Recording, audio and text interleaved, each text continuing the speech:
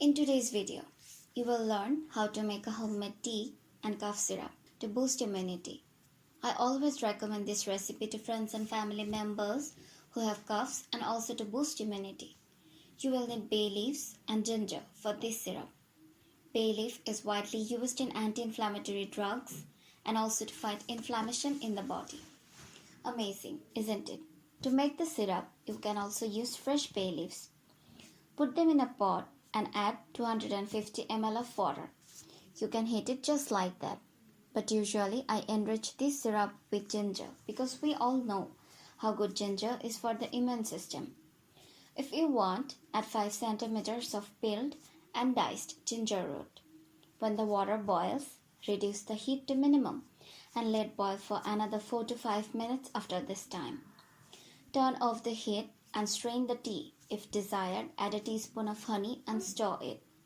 Then add the juice of half a lemon. The lemon contains vitamin C, which strengthens the immune system and is therefore a good ally in the fight against colds and flu. The tea is very tasty and you can drink 3 cups a day. It's also good if you suffer from insomnia. To make the syrup with bay leaves, you need 8 bay leaves. Bring 250 ml of water to a boil. When it boils, add the whole bay leaves. Reduce the heat to low, cover and let it simmer for 5 to 6 minutes. After this time, strain the tea and add 6 tablespoons of honey and stir well so that all the honey dissolves in the tea.